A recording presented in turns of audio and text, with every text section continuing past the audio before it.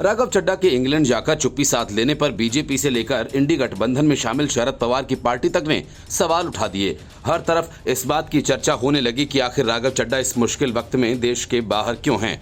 अगर वे हैं तो केजरीवाल के बचाव में सामने क्यों नहीं आ रहे, जबकि आतिशी मरलेना और सौरभ भारद्वाज पूरी तरह से डटे हुए हैं और लगातार सक्रिय हैं। सिर्फ राघव चड्ढा ही नहीं बल्कि केजरीवाल के रिश्तेदार और ताज़ा राज्यसभा की सांसद बनी स्वाति मालीवाल भी विदेश में ही हैं। वहां से उन्होंने केजरीवाल के लिए कुछ नहीं कहा, वे चड्ढा की तरह एकदम खामोश बैठी हैं। इसको लेकर मीडिया में भी जमकर चर्चा हुई, लेकिन केजरीवाल के प्रति अपनी वफादारी निभा रहे सौरभ भारद्वाज और आतिशी मारलेना के साथ केजरीवाल ने जिस तरह किया, उसके बाद लोग कहने लगे कि राघव चड्ढा और स्वाति मालीवाल मारलेना और सौरभ भारद्वाज से ज्यादा समझदार निकले। माना जा रहा है कि स्वाति मालीवाल और चड्ढा दोनों को इस बात की समझ थी कि जब केजरीवाल की गर्दन फंसेगी तब वे किसी को नहीं छोड़ेंगे। इसके पीछे भी कई वजह है। मनीष सिसोदिया केजरीवाल के सबसे करीबी थे। वे उस जमाने से केजरीवाल के एनजीओ में नौकरी करते थे जब पार्टी की कल्पना तक नहीं की गई थी। यही कारण है कि कम योग्यता के बावजूद केजरीवाल ने सबसे महत्वपूर्ण विभाग सिसोदिया को दे दिया। लेकिन जब शराब घोटाले का भांडा फूटा तो सबसे पहले सिसोदिया ही पकड़े गए। कभी भरी सभा में तो कभी विधानसभा में सिसोदिया को सैल्यूट करना एक तरह से केजरीवाल की नौटंकी ही मानी जा रही है।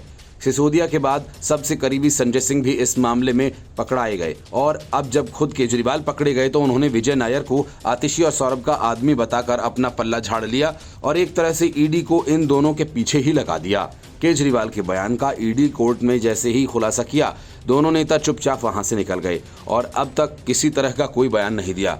वजह ये कि अगर दोनों ये कहें कि विजय नायर को वे नहीं जानते और ये केजरीवाल के कैंप ऑफिस में काम करता था और उन्हें ही रिपोर्ट करता था, आखिर केजरीवाल ने ही विजय नायर को आम आदमी पार्टी का कम्युनिकेशन हेड बनाया है। ये काम आतिशी और सौरभ तो कर नहीं सकते थे, तो केजरीवाल की बात झूठी हो जाएगी और अगर वे केजरीवाल की बातों को स्वीकार करते हैं तो ईडी उन्हें ही दबोच लेगी। यही वजह है कि दोनों नेता खामोश बैठ गए। राघव चड्ढा और मालीवाल दोनों विदेश खिसक गए तो ये उनका सही फैसला माना जा रहा है।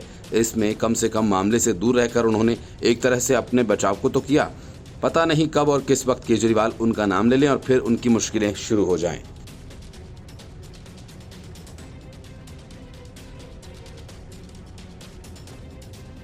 Report news of India.